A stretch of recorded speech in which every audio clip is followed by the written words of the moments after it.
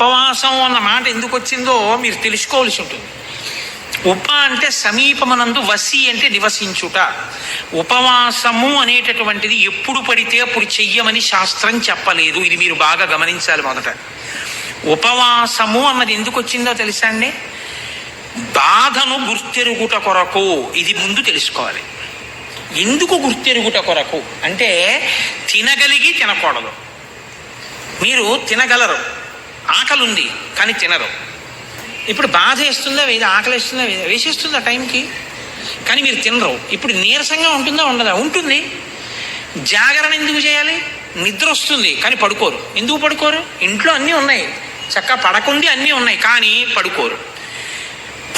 పడుకోకపోతే ఉండే బాధ ఏమిటో అనుభవిస్తారు, అన్నం తినకపోతే ఉండే బాధ ఏమిటో అనుభవిస్తారు. ఈ రెండు ఎందుకు అనుభవిస్తారు ఉపవాసంలో అని చెప్పారో తెలుసా అండి?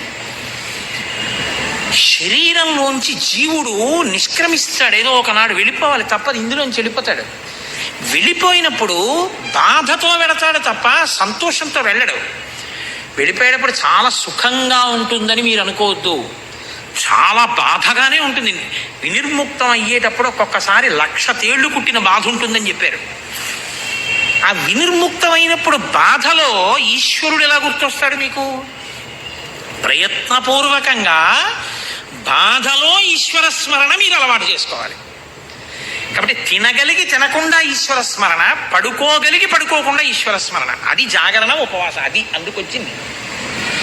అది మీ ఇష్టం వచ్చినట్టు చేశారనుకోండి, ఈ శరీరాన్ని బాధ పెట్టిన పాపం మీ ఖాతాలో వేస్తారు. మరి ఉపవాసం ఎప్పుడు చెయ్యాలి? మీ ఇష్టం కాదు, శాస్త్రం నిర్ణయం చేసింది ఎప్పుడు చెయ్యాలో. ఒక్క ఏకాదశి నాడు మాత్రమే ఉపవాసం చెయ్యాలి. ఏకాదశి తిథి ఉపవాసం, ద్వాదశి పారణ. సూర్యోదయం అవగానే ఎంత తొందరగా వీలైతే అంత తొందరగా భోజనం చేసేయాలి. యంత్రాలని కూడా ఏం చేస్తా అంటే షట్ డౌన్ అని ఆఫ్ చేస్తారు కొన్నాళ్ళు, ఓ 2 రోజులు విశ్రాంతిని ఇస్తారు, ఘర్షణ పుట్టేస్తుందని.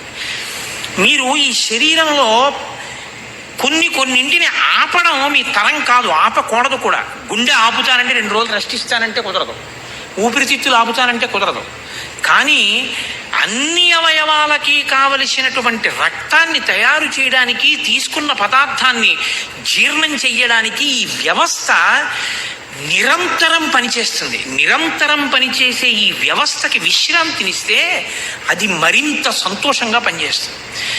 ఈ శరీరానికి అన్నం ఇవ్వడం ఆపి భగవద్ కీర్తనామృతంతో దీన్ని నింపుతారు. ఆ ఉపవాసం అన్నాడు. భజనామృతము, భజన చేత అమృతం, స్తోత్రామృతము, స్తోత్రములతో అమృతం, ధ్యానామృతము, ధ్యానము చేత అమృతం. తప్ప ఉపవాసం ఉండి ఆఫీస్కి వచ్చేసానంటే అని వెళ్ళిపోకూడదు. ఉపవాసం కాదు. అది ఏమిటవుతుందో తెలుసా అండి?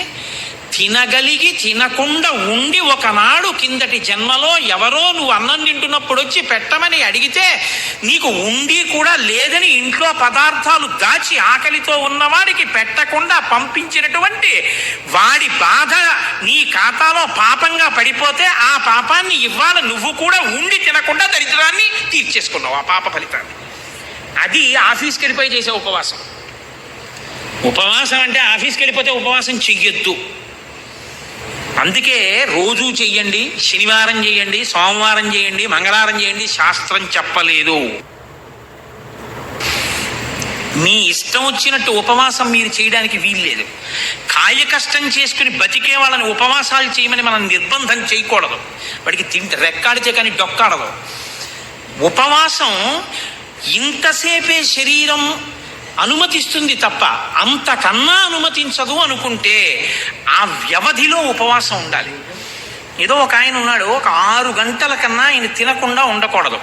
కాబట్టి ఇప్పుడు 6 గంటలు మాత్రమే ఉండి శరీరము పడిపోకుండా నిలబెట్టడానికి వీలైనటువంటి సాత్విక పదార్థంతో శరీరాన్ని నింపాలి. ఎంత తింటే కన్ను పడిపోతుందో, ఆవలింత వస్తుందో అంత తినకుండా, ఎంత తింటే కడుపు నిండిపోయి కన్ను పడిపోకుండా ఉండి శరీరం నిలబడుతుందో, ఈశ్వరారాధనకి యోగ్యతతో ఉంటుందో అంత మాత్రమే పెట్టాలి. అంటే ఒక యాపిల్ పండు తిను, ఒక గ్లాస్ పాలు తాగు, తప్పులేదు. అసలండి నేను ఉపవాసం, నేను స్పృహ తప్పిపోయినా తినను, నా షుగర్ రేటింగ్ పడిపోయి నేను కోమాలోకి వెళ్ళిపోయినా తిన్ను అన్నారనుకోండి, అది ఉపవాసము కాదు. మీరు బాగా గుర్తుపెట్టుకోండి, అది శరీరమును శోషింపచేయుట. అలాగని నేను ఉండలేనండి అని ఎప్పుడూ తినకూడదు. ఎప్పుడో అప్పుడు ఉపవాసం ఉండాలి. 3 గంటలు ఉండగలవా? ఉండు. 4 గంటలు ఉండగలవా? ఉండు. అరగంట ఉంటానండి అని చెప్పి ఇడ్లీ 8ంటికి తినేది 8:30కి తినకూడదు. ఏదో ఒక రోజున నువ్వు ఉండగలిగిన వ్యవధి చూసుకుని ఉపవాసం చెయ్యాలి. ఆ ఉపవాసంలో ఏం చెయ్యాలి అంటే, మీరు రోజల్లా ఉపవాసం ఉన్నారనుకోండి, రోజల్లా ఉపవాసం అంటే అర్థం ఏమిటో తెలుసా అండి? మీరు చేసేటప్పుడు పురాణం ఎలా చెప్పిందో అలా చెయ్యాలి, కల్పం అంటారు. అంతేకాని మన ఇష్టం వచ్చినట్టు మనం చేయకూడదు. పగలంతా ఉపవాసం ఉండుట అంటే మార్చి మార్చి ఈశ్వర సేవ చేస్తూ ఆయనకు దగ్గరగా ఉండాలి.